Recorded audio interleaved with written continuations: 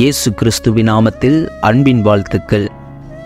அவர் உங்களை விசாரிக்கிறவர் ஆனபடியால் உங்கள் கவலைகளையெல்லாம் அவர் மேல் வைத்து விடுங்கள்.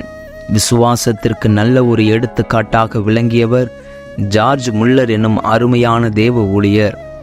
அவர் கர்த்தருக்காக தன் வாழ்நாளில் பெரிய காரியங்களை செய்ததுமல்லாமல் விசுவாசத்தில் எப்படியெல்லாம் சாதிக்கலாம் என்பதை நடைமுறையில் செய்து காட்டியவர். அவர் அநேக அநாதை இல்லங்களை வைத்து நடத்தியவர். மாத சம்பளம் ஒன்றும் பெறாமல் கர்த்தர் மேல் விசுவாசத்தின் மூலமே அவைகளை நடத்தி காட்டியவர். அவர் ஒருமுறை தன் அநாதை இல்லத்தில் நடந்த உண்மை சம்பவத்தை கீழ்கண்டவாறு கூறியிருக்கிறார். ஒரு நாள் காலை உணவிற்கு நேரம் வந்தபோது, இங்கிலாந்தில் உள்ள எனது அநாதை இல்லத்தில் உணவு ஏதுமில்லை.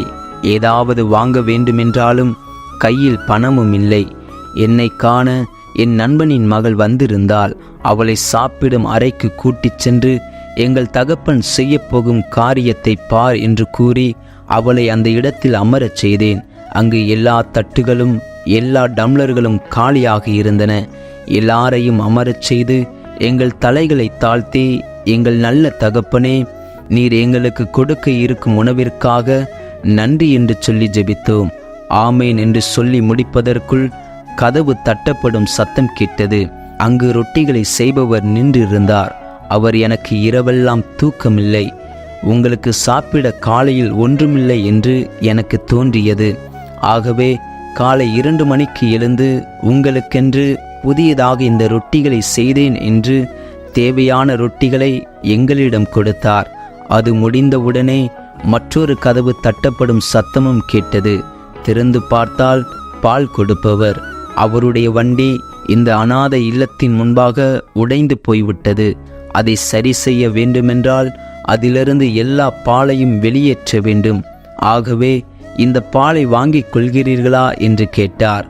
அன்று அருமையான காலை உணவு எங்களுக்கு கிடைத்தது என்று முல்லர் கூறினார். உங்கள் தேவைகளை குறித்து கலங்கிக் கொண்டிருக்கிறீர்களா?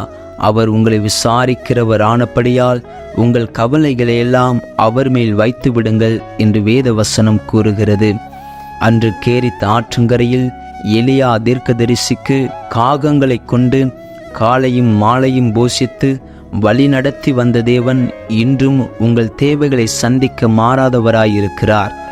நீ விசுவாசித்தால் தேவனின் மகிமையை காண்பாய் என்று இயேசு கிறிஸ்து கூறினது போல, நாம் விசுவாசித்தால் தேவன் நம் வாழ்க்கையிலும் அற்புதங்களை செய்ய வல்லவராயிருக்கிறார். ஒரு முல்லருடைய வாழ்வில் அற்புதங்களை செய்ய தேவன் வல்லமை உள்ளவராயிருக்கும்போது நம் வாழ்விலும் அவர் செய்ய வல்லவராயிருக்கிறார். அவர் பட்சபாதமுள்ள தேவன் அல்ல, ஆனால் நாம் விசுவாசிக்க வேண்டும். விசுவாசிக்கிறவனுக்கு எல்லாம் கூடும் என்று வேதம் கூறுகிறது. நம்மை விசாரிக்கிற தேவன் ஒருவர் நமக்கு இருக்கும்போது நாம் ஏன் கலங்க வேண்டும்? அவர் நம் தேவைகளை சந்திக்கிற யெகோவாயீரே. கடன் தொல்லையா? பண தேவையா? வேலையில்லாத பிரச்சனையா? கலங்காதிருங்கள். விசுவாசத்தோடு தேவனிடம் கேளுங்கள். தேவன் உங்கள் தேவைகளை சந்திக்க போதுமானவராயிருக்கிறார். வானமும் பூமியும் அவருடையது. அவருடைய பிள்ளைகளாகிய நமக்கு செய்யாமல் வேறு யாருக்கு செய்ய போகிறார்? பெரிய தேவனிடமிருந்து பெரிய காரியங்களை எதிர்பாருங்கள்.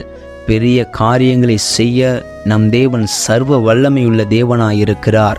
கர்த்தர் மேல் பாரத்தை வைத்துவிடு, அவரே நம்மை ஆதரிப்பார். ஆமேன். இந்த காணொளி நிச்சயம் உங்களுக்கு பிரயோஜனமாய் இருக்கும் என்று நம்புகிறோம்.